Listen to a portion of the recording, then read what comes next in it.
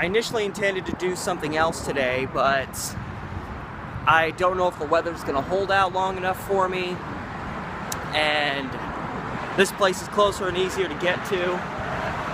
I don't know if I'd get there quicker waiting for the red line, going to the airport, the red Max train line, or just walking, so I'm just going to walk there, even though this is a little bit more treacherous.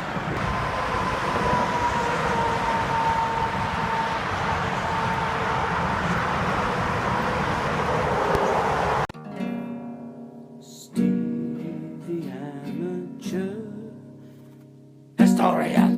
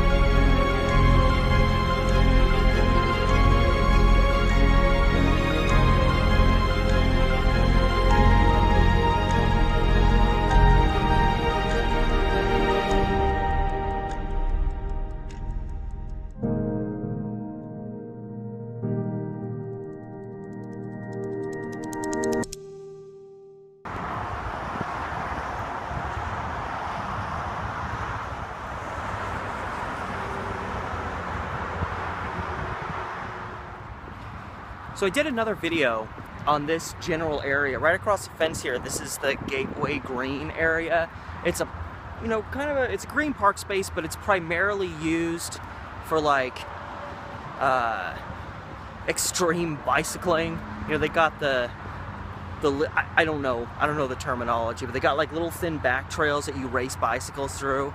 But we're in a really interesting place because we're where I-205, Interstate 205 up here, meets I-84, which runs right up here. And oh, there comes the red line. This is the line I would have caught.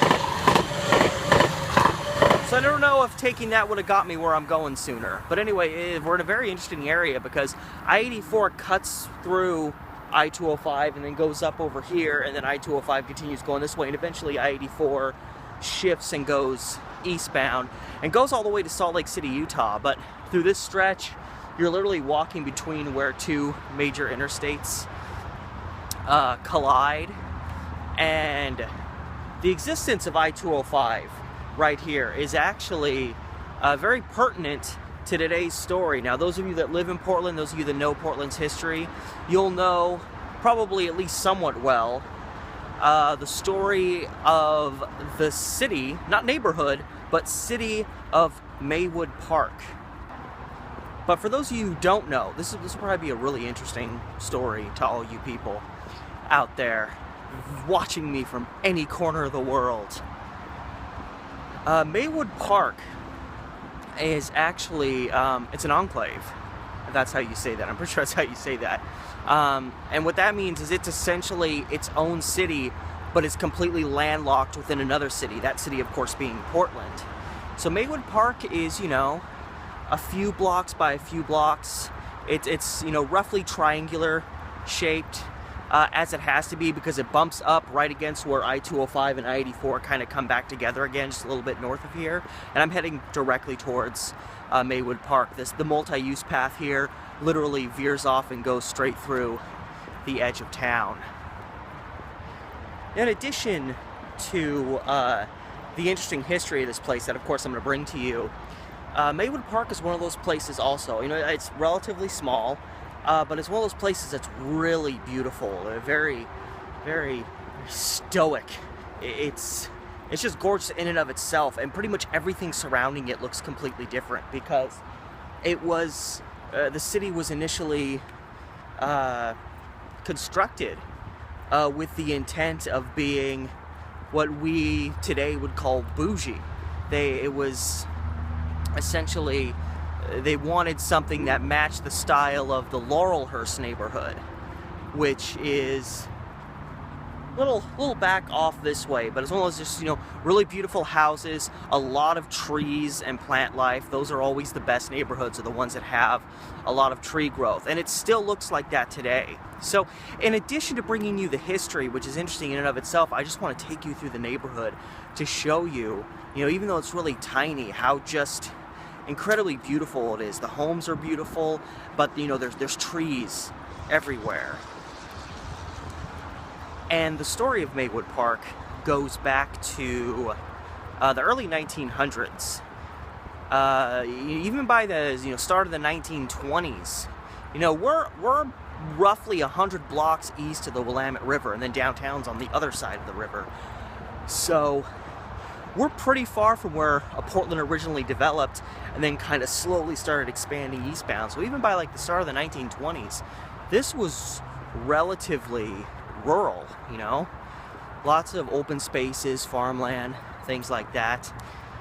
And the city was inevitably going to continue expanding this way.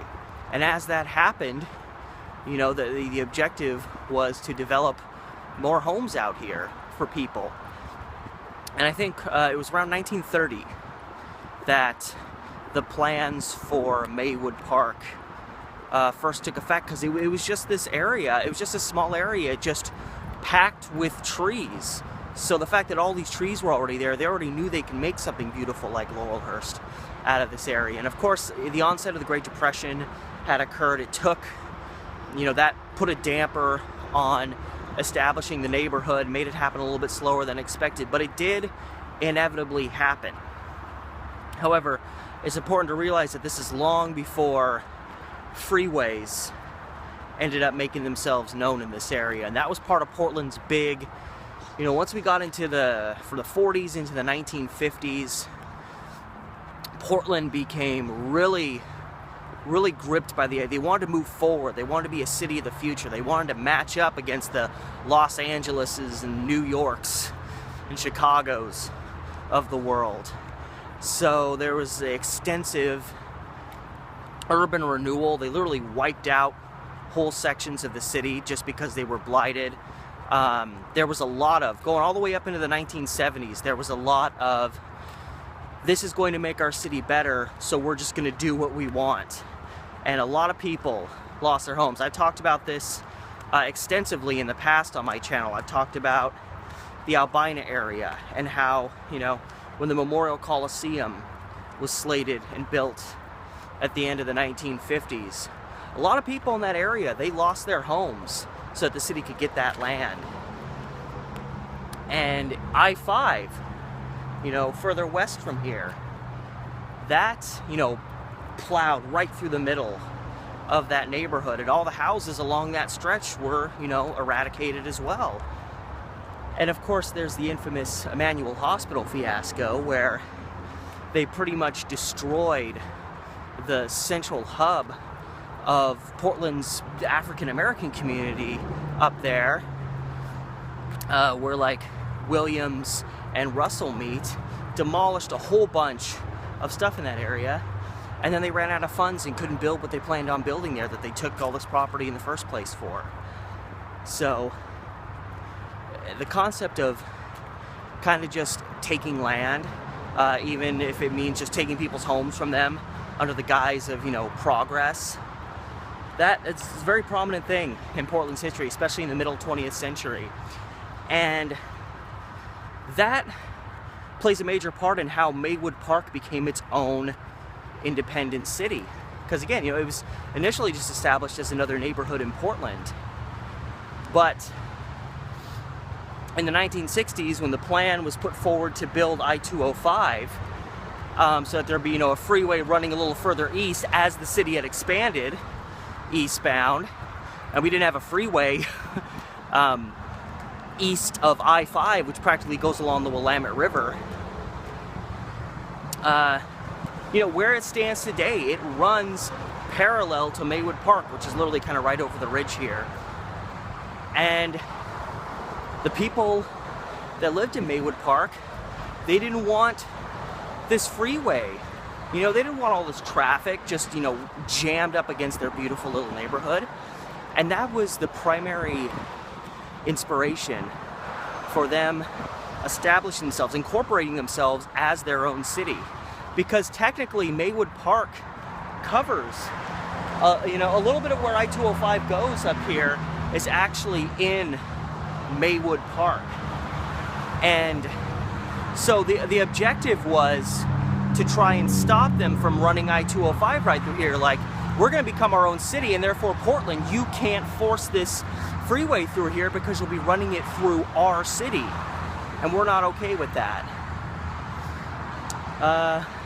Pretty impressive, as far as I'm concerned, because one of the main reasons I-205 ended up so far east like it has is way back in the day, they originally were planning on running it through, I don't remember exactly which street, but it was like around 30th. It was one of the 30s, which would have practically ran it right through Laurelhurst. So of course, the people of Laurelhurst were like, well, that won't do. And I-205, or whatever they would have named it, ended up not happening. It just kind of kept getting pushed further east, because further east you went, it was a little less developed, but still by the 1960s pretty well developed. But it was, and to this day is still probably the most poor part of Portland, is eastern parts. So I-205 got ran through an area where not really a lot of affluent people lived. So even in that case, it was kind of like they shoved it over here because that was convenient and it didn't piss rich people off. I mean, that's really kind of the reason why 205 ended up here instead of, say, around 30th. And that's how it ended up butted up against Maywood Park. I don't really know how Maywood Park could incorporate themselves as a city, and yet the city of Portland could still just run the freeway through their town, because obviously that still happened. A part of Maywood Park covers the freeway right up over here. But in I-205 still being run through here and run right through Maywood Park, I read that as many as 82 homes that were within Maywood Park were demolished, so that because they were in the path of I-205 right over here. So again, just like these other cases, people had their homes taken from them. The city of Portland still rammed the freeway through Maywood Park a little bit, and a bunch of homes were lost, and this area was, completely altered. And I'm only about, I don't even know if I'm half a mile from Maywood Park. And one, I believe, relic of the time before I-205, when this was, this was probably fairly open and there were homes over here along Maywood Park. I noticed when I walked through here before, this is the remains of an old street. Now this part is fenced off because it just kind of butts up against the freeway, but you can see it's been, neglected, and it's just kind of here. Yeah, you even look further down there, and you can see that there's, it's very overrun by moss, and the multi-use path runs into it, and they start running as one up here. Because when I was visiting here last time, I was actually visiting the Gateway Green over here, so I came out on the trail and onto the road right up here. And as I came out, I noticed, you can't see it very well, but you can see kind of the yellow lines here. And I realized as I was looking, and the yellow lines here were showing up, this used to be a street, and now it's just part of the path. And I mean, there's nowhere for this street to go. I-84's right there, I-205's right there. They cross over back there, and there's exits the two kind of come back together up here, so there's nowhere for this street to go. So of course, it's been abandoned. But this may have been, I'm not 100% sure what this street was, but I looked at some old maps pre-construction of I-205. And there was a road. I'm pretty sure this was the road, because I didn't see any other roads. There was a road called Hancock Drive that came from kind of the southern edge over here of Rocky Butte, which is kind of up here. And it kind of wrapped around it and came up through here and made it up to 102nd, which is right over here. And when I looked at the map, the Hancock Drive went right through where this road did, and I saw no other roads in the area, so I'm pretty sure that this is Hancock Drive.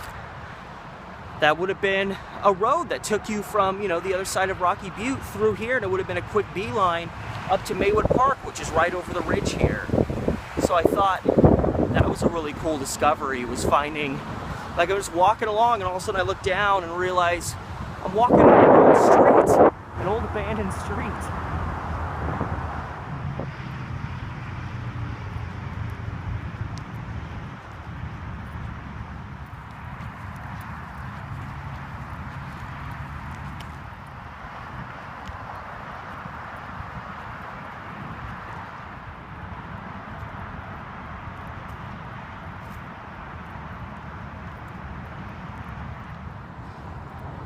So the establishment of Maywood Park in the end wasn't just like, I mean, I guess in a way you could kind of say it was a bunch of people that were pissed off at the city of Portland, but it wasn't just like the city of Portland wasn't doing anything crooked and this neighborhood decided, well, we hate Portland, we hate its ways, like they're this cult of people that just decided, I hate everything about this damn city, we need to cut ourselves off from this crap. But it was actually in an effort to save the prosperity and tranquility of their community. I don't know if I can blame them, because again, the objective was, you know, after it didn't work out trying to run a freeway through the Laurelhurst area, it was let's just stick it wherever we can. I mean, I understand the need to build a freeway, and I understand, you know, there's that attitude of, you know, no matter where it's going to get put, people that are in the path or along where the freeway's going to run through are going to be pissed about it. But still, I respect the city for going to those lengths to do what they could to try to keep a freeway from ripping right through their community, because it's a very distinct community in this area. There's not really anything else like it in northeast Portland, east of like, you know, 30th, 40th. It's very distinct out here. And right up here we hook off, and that's kind of the end of what you can see of Hancock Drive. And we go this way, and we cross this little bridge that I believe, yeah, these are exit ramps from 205 to go on to I-84 going east. But I just have to cross this bridge and one more, and I'm in Maywood Park. And even if you get over here, you can't see it very well. It's obstructed by trees. But right there, you see a little M there, and that's the edge of an O and a D, and it says Maywood there. That there, because you see here's all the freeway, whatnot. Right over here, that is Maywood Park, and we're heading over there right now.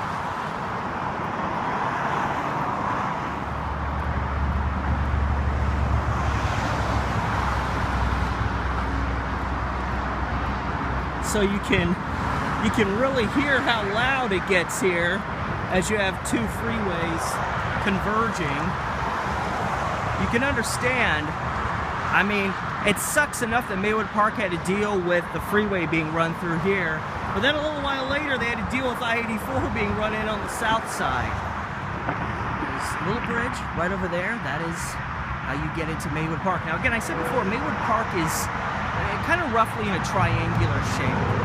It's bordered to the west and the south by the freeways, obviously, and then it's bordered in the north by Prescott Street, northeast Prescott Street, and it's bordered to the east end by 102nd Avenue. But as you cross this bridge here, one more off-ramp off I-84 onto 205 to cross, and this here dead ahead is Maywood Park. And again, if you're not from around the area and you don't know what's coming, you can be pleasantly surprised at how beautiful this place is, considering everything that surrounds it.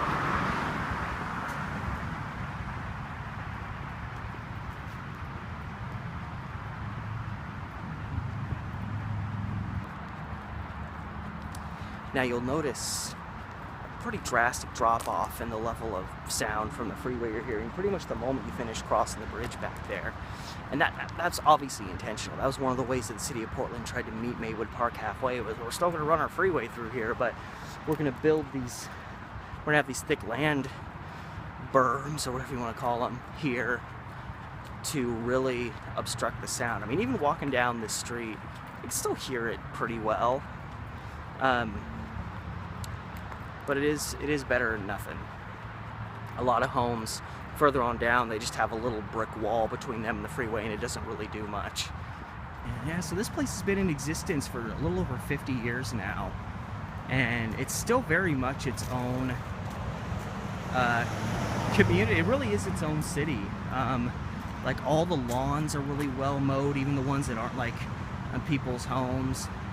And here's kind of this marker for, I guess, people leaving, because here's 102nd, so Maywood Park literally just kind of ends here. We're on kind of the southern edge of it. And so as you turn this way, you see City of Maywood Park, incorporated in 1967, and then you enter and you're here. And you can still see how there's a, even though, obviously this was turned into a neighborhood, there's still a lot of trees in this area, and that gives this neighborhood just absolute beauty. Again, a complete standout to anything that surrounds it. But even over here, like, you can see, like, this grass, I'm assuming this is just, city property, park space possibly, very well maintained, even though it's, the end of September when I'm filming this, so the summer has been hitting this grass. In most places, this grass will be just yellow and dead, but the grass here is all really nice, so it's like, it seems very much a small community that continuously, even 50 years after incorporation, I'm sure some inhabitants have come and gone, but they still, it still seems pretty clear, even to me as an outsider, that the locals do a pretty solid job overall of taking care of their community. So, I mean, that really shows when you come walking through here, and you cross that little bridge there, and all of a sudden you're like, am I in heaven? What is this beautiful place? This, sir, is Maywood Park.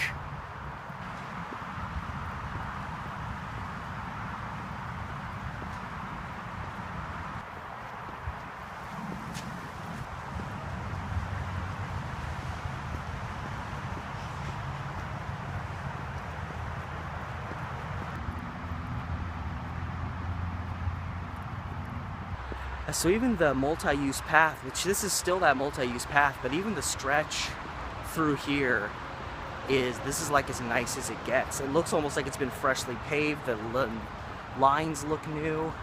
And then once you get to Prescott and leave town, it goes back to just being a piece of crap.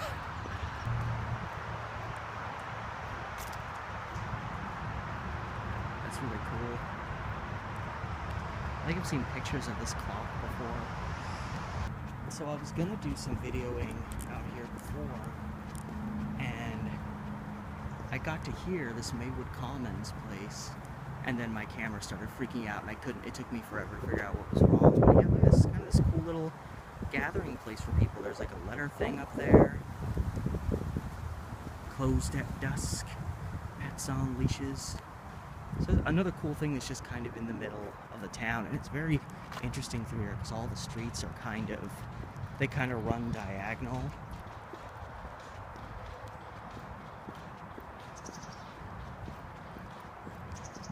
And they have islands with trees in them.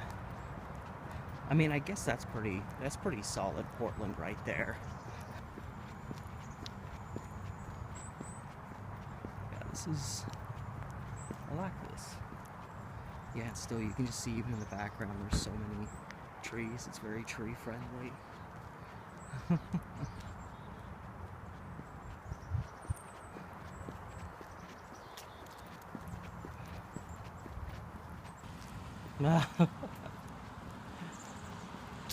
Any functioning adult, 2020. Amen to that. And this is pretty cool. There's actually like art in the street. This is a very kind of Selwood. I know it happens in other areas, but I know this happens a little bit in Selwood, where random intersections will have coloration on them. That's pretty cool. Oh yeah, and there's more. These trees kind of, it seems like each of these blocks, these trees line. I wonder if I go like one block over, if that is a kind of continuing thing. Yeah, that's another tree.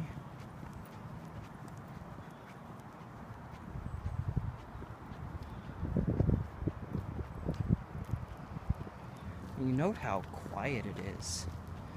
I mean, especially once you get a block or two from the freeway, which is off this way, definitely gets a lot more quiet. Here's another one of these big trees.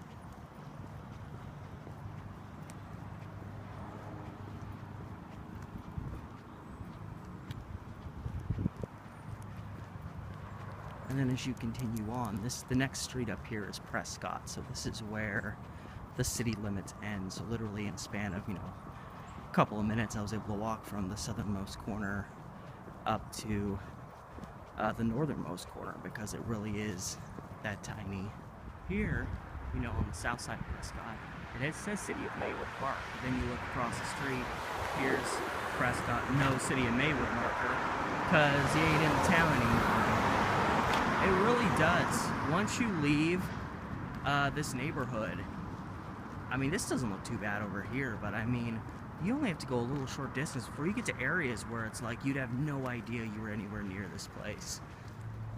And just a couple blocks down, this intersection is Prescott and 102nd, so technically the northeastern corner of Maywood Park. Like, this is all still Maywood Park here, but everything past this intersection and everything north of it is just another part of Portland. Oh, is this an apartment? I wonder if I can cut through here. I can see that I can. I just don't know what this is. Is this a school? I really can't tell.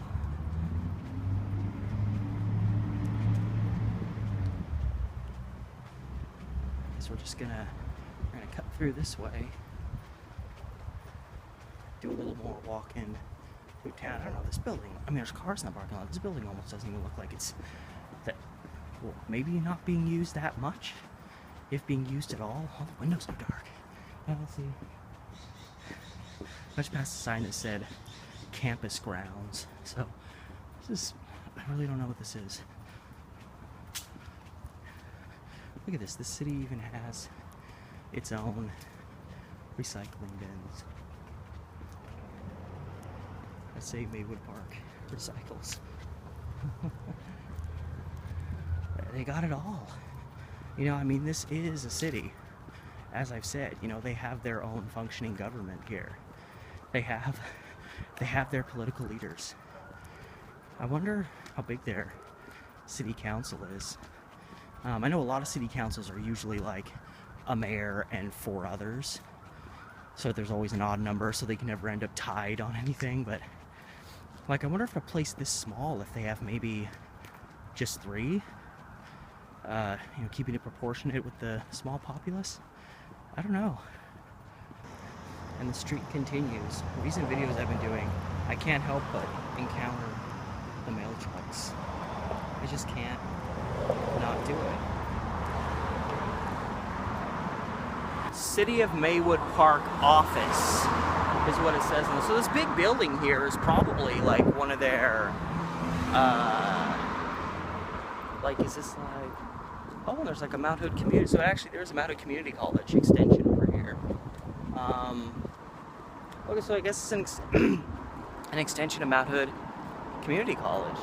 Okay. It also says that there's a Multnomah County Sheriff's Office, something there. So it seems like it's kind of a combination of things located there. But yeah, that's what this big building is that I was walking behind. You come in from the other side over here where I was, and I had no idea what that was. Because with the rounded roof over here, this almost looks like an old gymnasium. I thought it was maybe an old school. Yeah, our sign here says Maywood Park Community Office. Mount Hood Community College, Maywood Park Center. So I originally came out on 99th and Prescott right here. But there's a little bit more town up this way.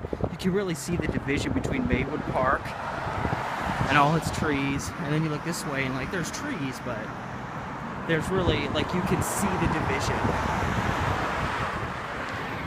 it may seem strange when you see like two neighborhoods meet and they look completely different. You think, well, wouldn't they have some similarities? They're right next to each other, but it's like, one neighborhood could have been developed in the 1930s, the other could have been developed in the 1950s. So you have completely different types of structure, you have different groups, different organizations involved in creating that, different construction crews, different, architects. You have a different clientele, different types of, different demographics of people. There's a whole bunch of different things. So that's why you get kind of this, like you get a house like this over here, these nice houses over here, and not to knock them, I'd appreciate living in any house, but then they're just, a lot smaller and a little bit more run down on the opposite side of the street. That's just a matter of, different communities being constructed at different times, different objectives, just everything's different. So before I was walking north on 99th, now I'm walking south a little bit on 96th, and yes, you can see another tree in the intersection. So stinking pretty. Here's this little tree here. I'm gonna turn off onto this dead end. And this starts taking me back. I'm heading west now, I think. Is it west? Yeah, sorry. I don't know, sometimes I get my directions left and right, at east and west. I mix them up at random occasions. Can't keep myself straight. Don't use any of that. I was just doing that because there was a guy standing there. So now we're heading back westbound, so we're heading back towards the freeway. The freeway's kind of just right over this, lip here. Again, it doesn't take long to traverse a neighborhood that's only like, 7 blocks by 7 blocks roughly, something like that. But it's a really nice place. If someone told me, hey Steve, you wanna, no strings attached, you wanna have a nice little home, doesn't have to be that big, just a nice little home. Give me the crappiest, cheapest home in this neighborhood and I will jump on it at any opportunity and be damn grateful for it. Alright, so this here becomes a cul-de-sac. Keep your pets on leashes. Oh yeah, here's a few more kind of cool different types of course you've got the Douglas fir, how could you not? Oregon wild oak, red tip Photinia maybe? That's cool. That's, I think, a lot of what grows kind of along the path here. No motor vehicles, please. And yeah, so this right here brings me back. You're already here in the freeway traffic. It's right over the lip here. And I'm back to the main walking path, which, I broke off several blocks that way, but you can see it runs along the wall here. And if you peer right over the wall,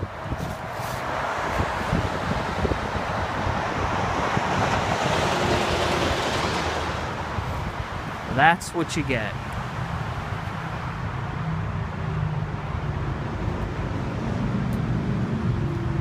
Welcome to Maywood Park, or what does that say? Saylat? I don't know. A city inside of a city. Nicest section of the bike path, that is 100% accurate. One of the most beautiful residential properties, that's true. Yeah, here's where they discuss the incorporation. Cut through the middle of the community, incorporated to fight the project. Couldn't stop the construction. Seated and rerouting the highway. Save most of the road. So that's significant. So it's possible that the freeway right up over here was going to decimate this community even more than it did. Others were relocated, so some of these homes in this area probably weren't originally where they're at. I mean, based on that information. They lowered the freeway. Yeah, see, that's another thing. They built a knoll, that's, the hill and the berm, but the freeway over here, it's below the level of the town here, which I think also helped with noise reduction. small town atmosphere. That's actually very true. I did very much feel like I was in a little small town. And if there wasn't as much surrounding this, if we weren't right in the middle of Northeast Portland, I'd feel even more so like that. So yeah, so this is a very beautiful, very distinct area, Maywood Park is. And, you know, the history and the beauty really is what made me want to come here and do this video. Now I'm outside the fence. I'm an outsider, even though I still think I'm technically in the city limits. If Maywood Park is here, I think this is probably the part of 205 that's actually on Maywood Park land. And if I go up that way, it just takes me to Prescott, and this way actually takes me to the max where I need to go. But yeah, you can see the freeway is, you know, downhill from the community up here. And yeah, I think some of this is Maywood Park land.